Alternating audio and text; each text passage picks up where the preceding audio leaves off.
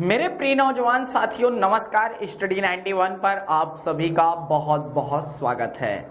दोस्तों, जैसा आप जानते हैं कि हमारा सेशन कल बहुत सुंदर चल रहा था, उसी की यह आज अगली कड़ी है और इस पर हम बहुत शानदार तरीके से बात करने वाले हैं। नो डाउट्स कल हम लोग जाते जाते, जी हाँ दोस्तों, जो राज्य वित्त आयोग होता है, जिसकी जो है दोस्तों एक तरह से गठन राज्यपाल द्वारा किया जाता है हर 5 वर्ष में, उसके बारे में हमने चर्चा की थी। आज हम लोग, जी हाँ दोस्तों, अनुच्छेद 343 जे से स्टार्ट करते हैं और पूरी कहानी यहाँ पर आज मेन हमारा जो उद्देश्य होगा वह नगर पालिका पर होगा। लेकिन उससे पहले जो हम लोग पार्ट्स अर्थात 1 पे चल रहे थे, किस पर, पंचायत राज पर, उसी पर चर्चा करेंगे। तो देखिए दोस्तों, जैसे क्या होता है, अनुच्छेद 343 जे, अनुच्छेद 343 जे, एक तरह से हम लोग पढ़ क्या रहे हैं, पंचायत राज पढ़ रहे हैं, पंचायत राज पढ़ रहे हैं। अनुच्छेद 343 जे में क्या लिखा है, लेखा परीक्षण के संबंध में, लेखा परीक्षण के संबंध में है। तो दोस्तों आप जानते हैं कि जैसे केंद्र स्तर पर सरकार बनती है, राज्य स्तर पर सरकार बनती है, स्थानीय स्तर पर सरकार बनती है, तो 3 स्तर पर सरकार बनती है। तो केंद्र स्तर का, राज्य स्तर का जो लेखा परीक्षण होता है वह सीएजी के द्वारा होता है। आप अच्छी तरह से पढ़े होंगे अनुच्छेद 148। जी हाँ दोस्तों, आपको याद आ रहा होगा नियंत्रक एवं महालेखा परीक्षक के बारे में, ठीक है ना। तो उसी तरह अनुच्छेद 343 जे में लेखा परीक्षण पंचायतों का होता है, उसका उल्लेख यहीं पर दिया हुआ है, ठीक है दोस्तों। तो ये था बात आपके नहीं। जी हाँ, आगे चलते हैं दोस्तों, अनुच्छेद 343 के को देखते हैं।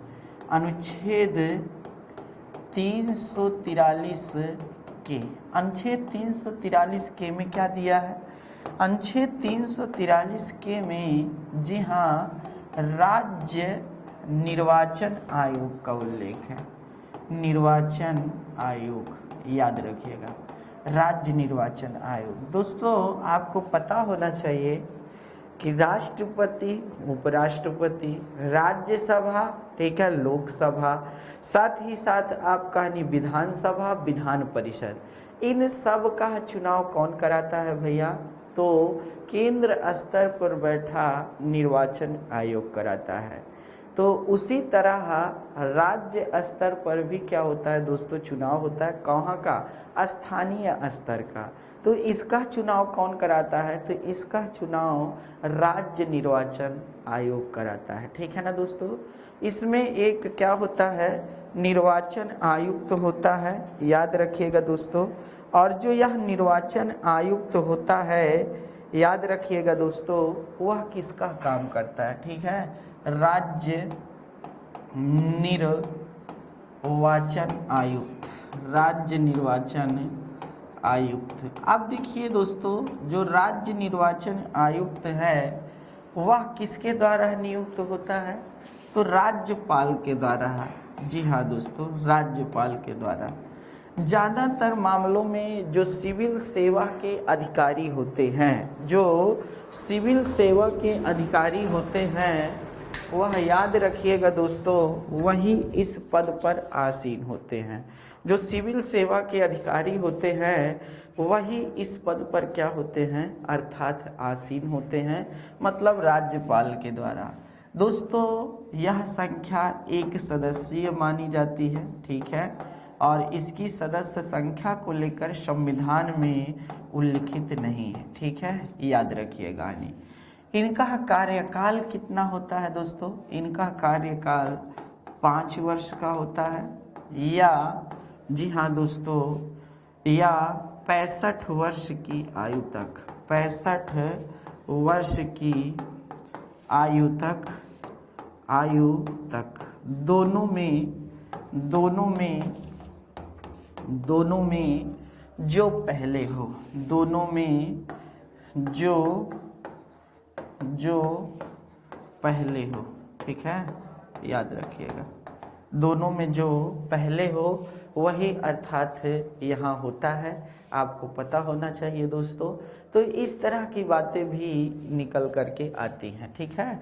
अब देखिए दोस्तों इसका काम क्या है, ठीक है, इसका काम क्या है, इसका काम है, याद रखिएगा नी, मतदाता सूची तैयार करना, मतदाता सूची तैयार करना, ठीक है, मतदाता सूची, जी हाँ, जिसे वोटर लिस्ट बोलते हो।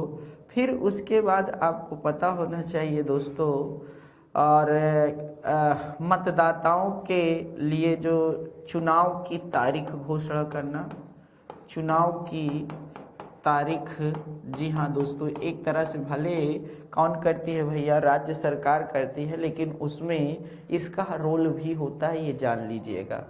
आगे है दोस्तों आचार संहिता, आचार संहिता का पालन कराना, ये बातें भी आपको जानना चाहिए।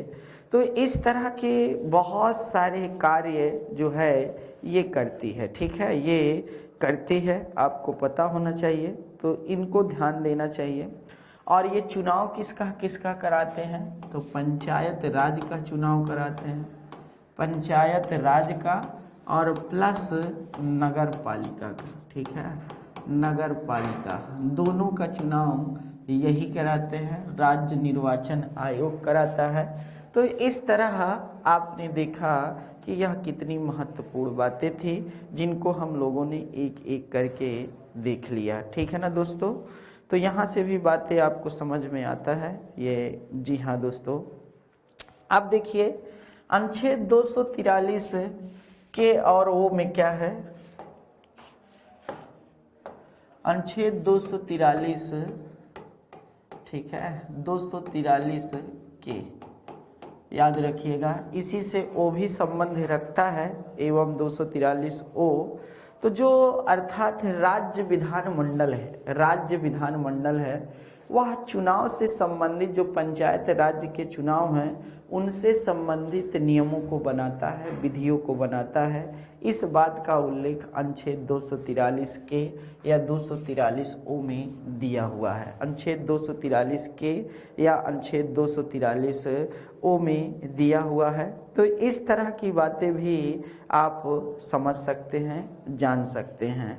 एक, जी हाँ दोस्तों, आपको पता होना चाहिए अनुच्छेद 243 एच भी है, ठीक है, तो पहले एच देख लीजिए, अनुच्छेद 243 एच भी है एक।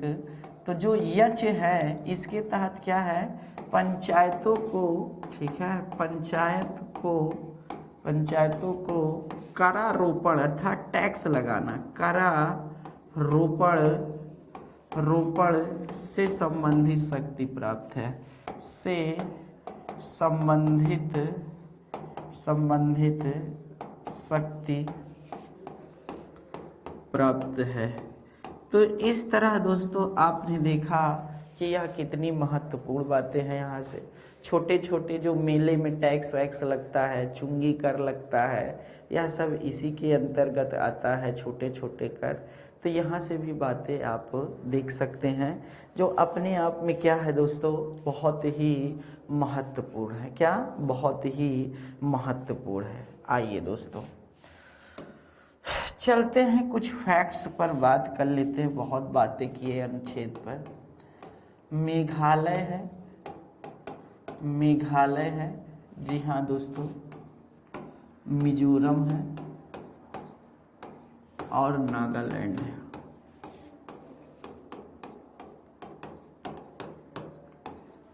ठीक है ना दोस्तों, मेघालय, मिजोरम और नागालैंड, ये तीन ऐसे हैं जहां पर पंचायतों का गठन नहीं है। ठीक है, पंचायत राज का गठन नहीं। ठीक है, मेघालय, मिजोरम और नागालैंड ये तीन ऐसे राज्य हैं जहां पर, जी हाँ दोस्तों, पंचायत राज का गठन नहीं है। यहाँ पर याद रखिएगा इन राज्यों में एक स्तरीय जनजातीय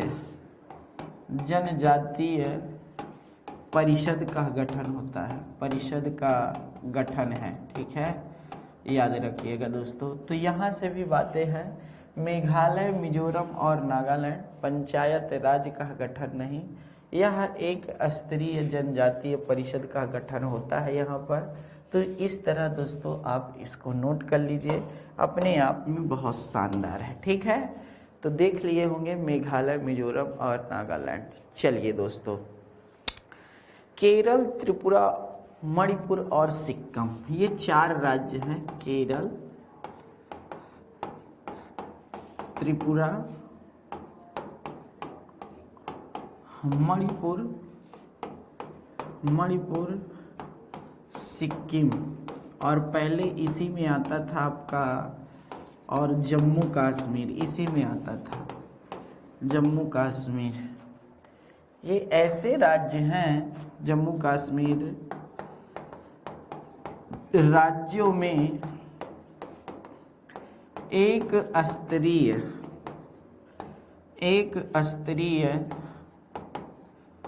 पंचायत राज का गठन है, पंचायत राज का गठन है। ठीक दोस्तों, तो यहाँ से भी बातें आपको पता हो गई होंगी कि केरल, त्रिपुरा, मणिपुर, सिक्किम और जम्मू कश्मीर जो पहले राज्य हुआ करता था, इसलिए मैं बता दिया पहले। ठीक है ना दोस्तों, पहले। अब केंद्र शासित प्रदेश बन चुका है, तो दोस्तों तो केंद्र के इच्छा अनुसार होगा, तो अब ये हट जाएगा। ये बातें आपको जानना चाहिए, लेकिन बिल्कुल जानना आपके लिए बहुत महत्वपूर्ण है। ठीक है, चलिए आगे देखते हैं दोस्तों। मध्य प्रदेश है, असम है, कर्नाटक है, उड़ीसा है और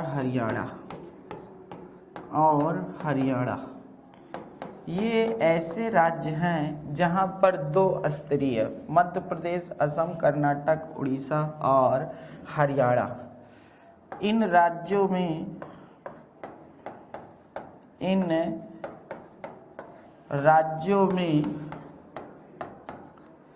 2 स्तरीय स्थानीय स्वशासन है।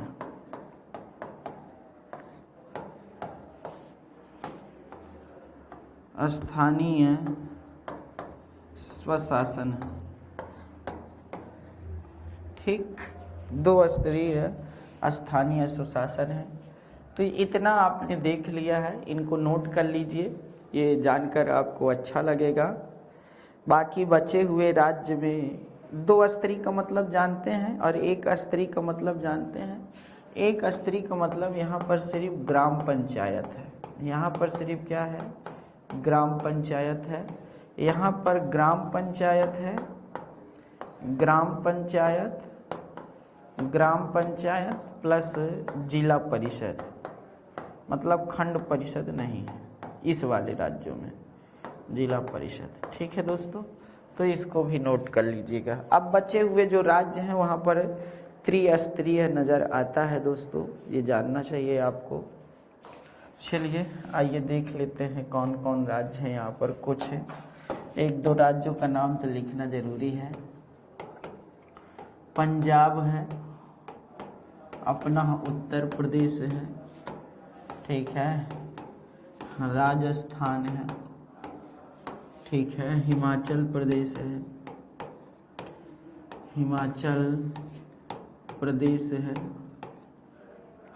महाराष्ट्र है। तो जो ऐसे राज्य हैं, ठीक है दोस्तों, गुजरात है, तमिलनाडु है, मतलब इसमें अब जो बचे हैं तो सभी आ जाएंगे। गुजरात, तमिलनाडु आदि राज्यों में त्रिस्तरीय व्यवस्था है।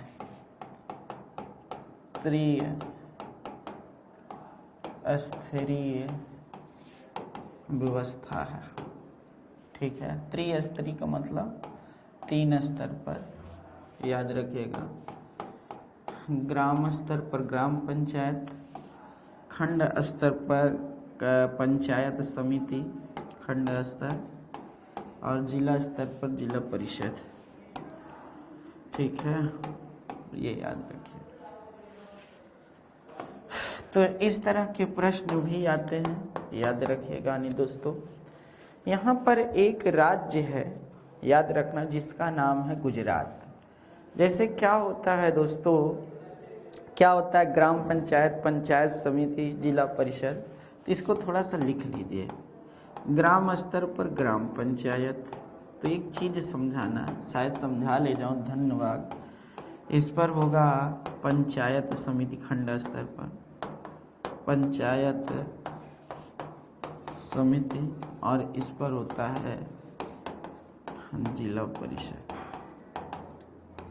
ठीक, अब देखिए जो ग्राम पंचायत है, गुजरात में ग्राम पंचायत ही कहा जाता है इसको, ग्राम पंचायत। लेकिन दोस्तों जो खंड स्तर पर बनती है ना, उसको पंचायत समिति नहीं बोलते हैं, उसको तालुका समिति कहते हैं। क्या कहते हैं?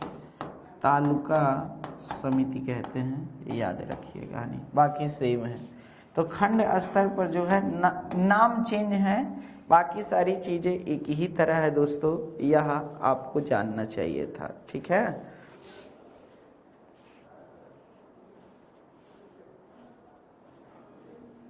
चले। पश्चिम बंगाल, नोट करके लिख लीजिएगा। पश्चिम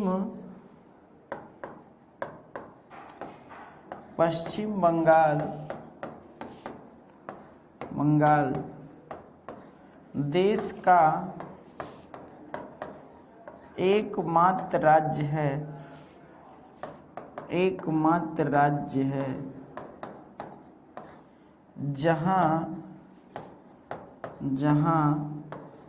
4 स्तरीय, ठीक है, 4 स्तरीय पंचायत राज व्यवस्था है, पंचायत राज व्यवस्था है। ठीक है, ये भी आपको जानना चाहिए। पश्चिम बंगाल, जैसे क्या होता है, ग्राम होता है, ब्लॉक होता है, एक तहसील होता है। तो यहाँ पर तहसील स्तर पर भी है, ये जानना आपके लिए ज़रूरी है, ये जान लीजिए आप लोग। तो उसी को आंचलिक परिषद के नाम से जाना जाता है। किस नाम से जाना जाता है? आंचलिक परिषद के नाम से जाना जाता है। तो इस तरह के बहुत सारे अर्थात एग्जाम्पल आपको दिखाई देते हैं, तो नोट कर लीजिए बेटा। ठीक है, हमने हर तरह से पूरा एक एक चीज़ समझाने का प्रयास किया है। अगर आपको समझ में आ गई हो ना, तो समझो फिर क्या है, मज़ा ही मज़ा है, याद रखिएगा दोस्तों। ठीक है, चलिए दोस्तों, अब देखिए दोस्तों, जो मणिपुर का स्वायत्त शासीय क्षेत्र है, उस क्षेत्र में यह लागू नहीं होता है पंचायत राज। और साथ ही साथ पश्चिम बंगाल में जो दार्जिलिंग का क्षेत्र है, वहाँ पर यह नहीं लागू होता है। और आपको बता दें, जो पश्चिम बंगाल का दार्जिलिंग वाला क्षेत्र है, वहाँ गोरखा परिषद अर्थात कार्यरत है। ठीक है दोस्तों, तो लिख लीजिए, मणिपुर के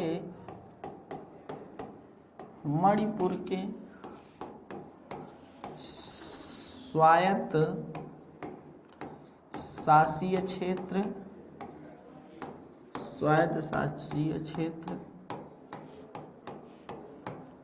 और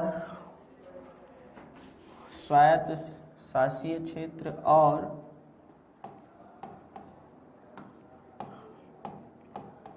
पश्चिम बंगाल के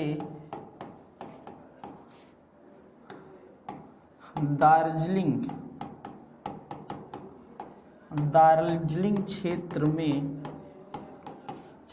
में पंचायत राज व्यवस्था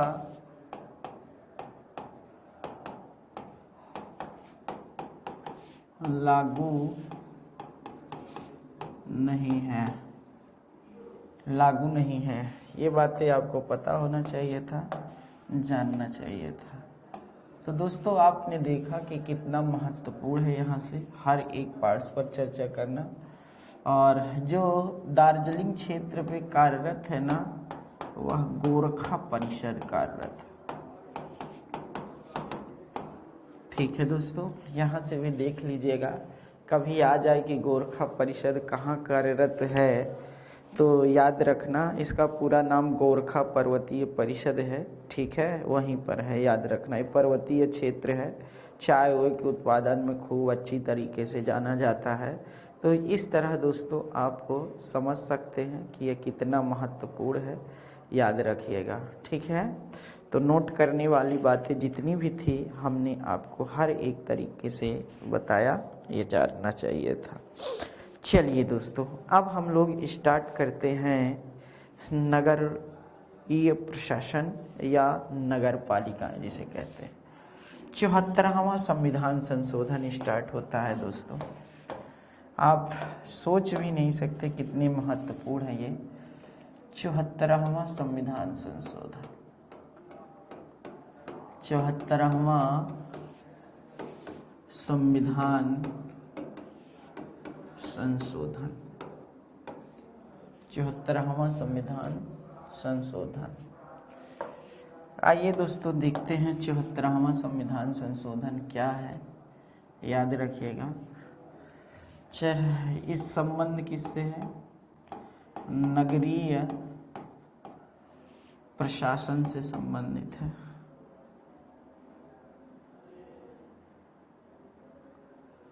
ठीक है, कहने का मतलब नगर पालिकाओं से, नगर पालिका से संबंधित। ठीक है, 74वां संविधान। आइए पूरी कहानी को देखते हैं, क्या है इसमें पूरी कहानी। ठीक है, एक एक करके नहीं पढ़ना जरूरी है, जान लीजिए। आपको शुरू से बताऊंगा, अंत भी करूंगा, याद करिएगा। और जहाँ से जितने भी महत्वपूर्ण प्रश्न बन सकते हैं, उन सभी प्रश्नों पर चर्चा करना हमारा उत्तरदायित्व है। ठीक है ना दोस्तों? तो इसलिए दोस्तों आप मेहनत करिएगा, जज्बा अंदर ज़रूर रखना चाहिए, याद रखिएगा नहीं दोस्तों। तो हम एक बातें भी आपको कह देते हैं, अपनी ज़िंदगी में जो अंदर इच्छाएं हैं उन्हें कभी मरने मत देना, अंदर की इच्छाओं को जागृत रखना। कहते हैं ना, मिल जाएगा अगर ज़िंदगी में सब कुछ तो तमन्ना किसकी करोगे। मिल जाएगा अगर ज़िंदगी में सब कुछ तो तमन्ना किसकी करोगे। कुछ अधूरी ख्वाहिशें तो जीवन जीने का मज़ा देती हैं दोस्त। आपको पता होना चाहिए, सपने हमेशा होने चाहिए। सपने पूरे हो जाएं तो फिर और आगे वाला सपना देखना चाहिए, तभी ज़िंदगी जीने का मज़ा आता है। कहीं रुकना नहीं चाहिए। और मैं जानता हूँ कि मेरे जो बच्चे हैं, मेरे छात्र छात्राएं हैं, वह हर क्षेत्र में अपना परचम लहराएंगे। थोड़ा मेरी तबीयत लेट है यार दोस्त, लेकिन दिल थोड़ी मरा है। ठीक है, मैं उसी तरह आज भी जज्बे के साथ खड़ा हूँ, आपके साथ कदम कदम पर मिलाकर चलूँगा और आप सफल हो, मैं हमेशा यही प्रार्थना करता हूँ। और दोस्तों मैं कहता हूँ, अगर आप मेरा पूरा पार्ट्स देखे हैं तो मेरे पार्ट्स से आपको समस्याएं नहीं आएंगी। हर एक पार्ट्स पर आपको चर्चाएं हो रही है। ठीक है, हर एक पार्ट्स पर मैं छोटी सी छोटी बातों पर भी चर्चा करना चाहता हूँ, ताकि क्या है, मेरे किसी भी शिष्य का कोई भी समस्या ना आए और वह हर एक पार्ट्स पर अपनी पकड़ मजबूत बना करके चले। ठीक है, तो इस तरह दोस्तों आप देखे होंगे नगरीय प्रशासन। चलिए आइए देखते हैं, बहुत सारी बातें करनी है यार। देखिए जो नगरीय प्रशासन की शुरुआत होती है, आप जानते हैं प्रारंभ कब से होता है?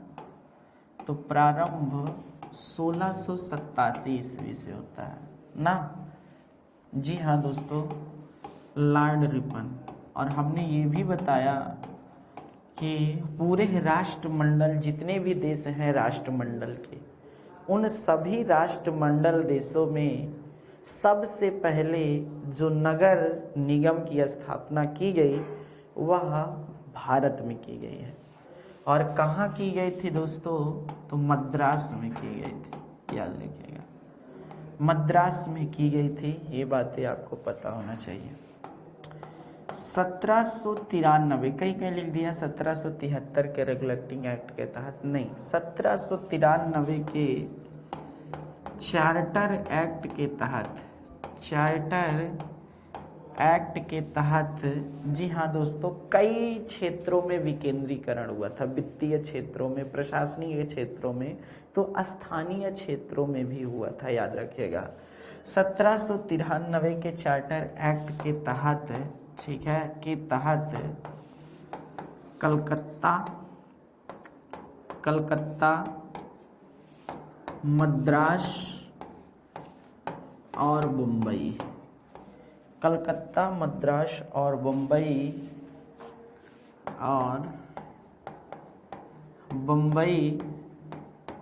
में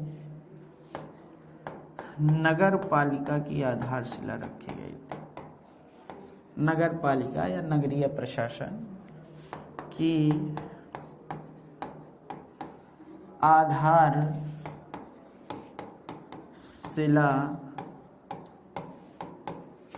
रखी गई थी,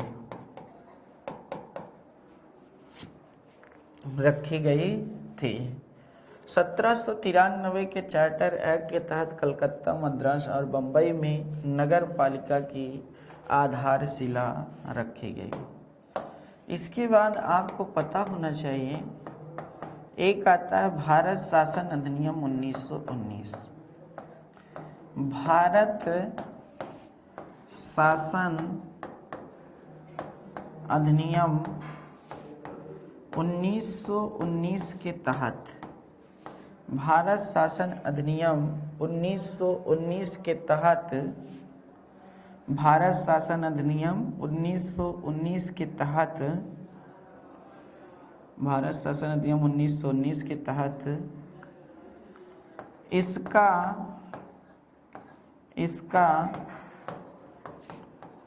स्पष्ट वर्णन किया जाता है,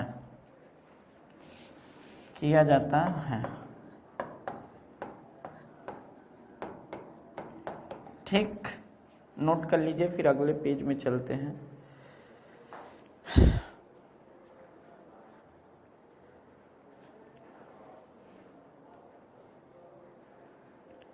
चलिए दोस्तों, 1919 अधिनियम के तहत 1919 के अधिनियम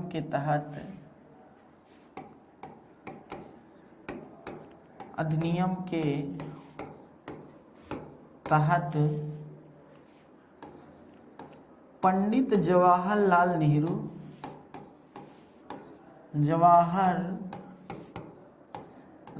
नेहरू और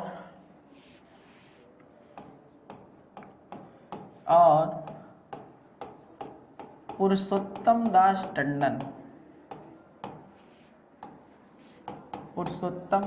टंडन जैसे बड़े नेता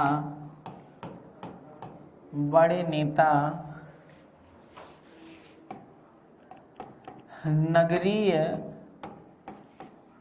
प्रशासन में प्रवेश किया।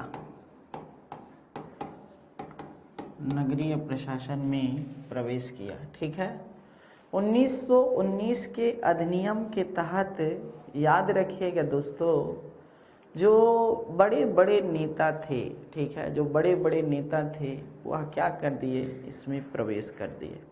ठीक है, ये जानना आपके लिए ज़रूरी है। और पंडित जवाहरलाल नेहरू जी 1924 से लेकर के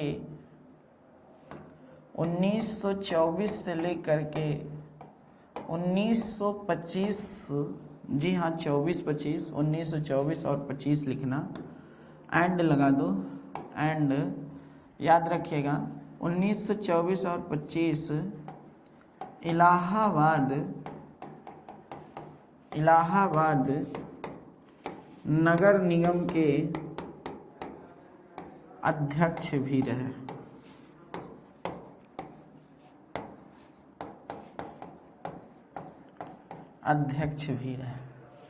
ठीक दोस्तों, तो इस तरह की बातें निकल करके आती हैं। अब देखिए, देश आज़ाद होता है, ठीक है, भारत आज़ाद हुआ, फिर वही कहानी चलेगी कि सामुदायिक विकास कार्यक्रम आया स्थानीय स्तर पर, और इस तरह के क्षेत्रों को बढ़ावा देने के लिए कोई प्रभाव नहीं कर पाया। फिर बलवंत राय मेहता समिति आती है, त्रिस्तरीय सुझाव देती है 1957 में। अशोक मेहता समिति आती है 1977 में, वह 2 स्तरीय बातें करती है। एमएल सिंघवी समिति 1986 में इसको संवैधानिक दर्जा देने की बात करती है। और राजीव गांधी 65वां संविधान संशोधन जो पेश किया था वह आपको पता होना चाहिए नगर पालिका से ही संबंधित था, लेकिन संवैधानिक दर्जा नहीं मिल पाया।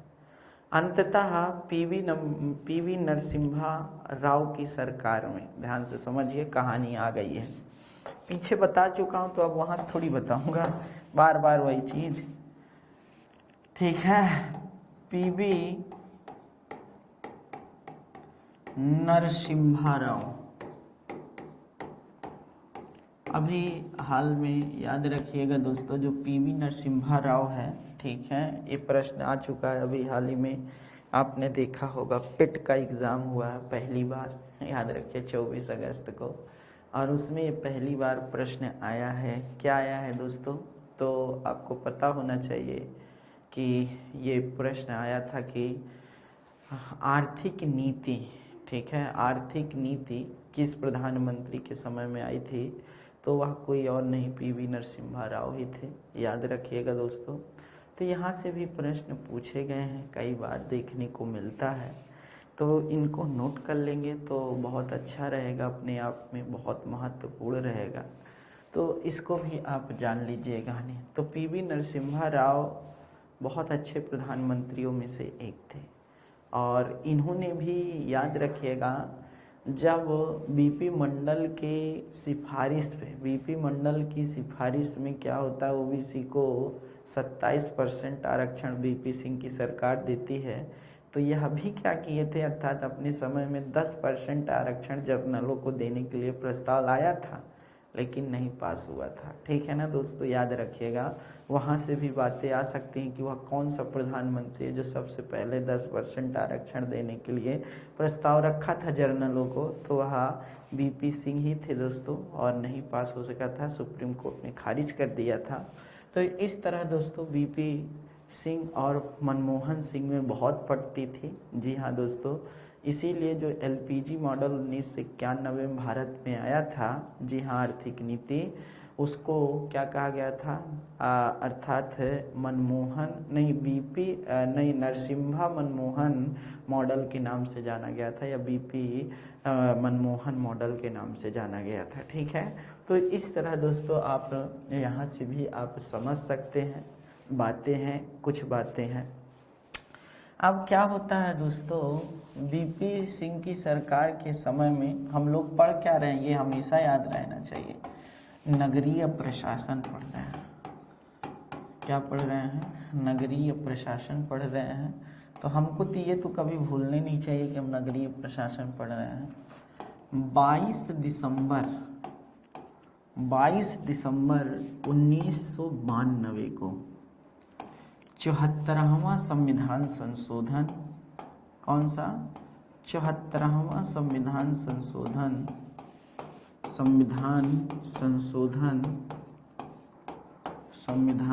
संशोधन क्या होता है दोस्तों? पटल पर रखा जाता है। ठीक है, 74वां संविधान संशोधन क्या होता है? पटल पर रखा जाता है। किसके? लोकसभा के। और ये पास हो जाता है भैया। फिर क्या होता है? 23 दिसंबर 1992 को ही यह राज्यसभा के पटल के आगे रखा जाता है और ये पास हो जाता है। ठीक है, राज्यसभा के पटल के आगे रखा जाता है और ये पास हो जाता है। याद रखिएगा नहीं तो यहाँ से भी बातें आपको समझना चाहिए था, जानना चाहिए था। 23 दिसंबर 1992 को राज्यसभा के पटल के आगे रखा जाता है। अब देखिए पास हो जाता है 20 अप्रैल, ठीक है, 20 अप्रैल 1993 को राष्ट्रपति इस पर हस्ताक्षर करते हैं। ये सारी डेट याद रखिएगा। राष्ट्रपति इस पर हस्ताक्षर करते हैं। आपको बता दें 1 जून 1993 से 74वां संविधान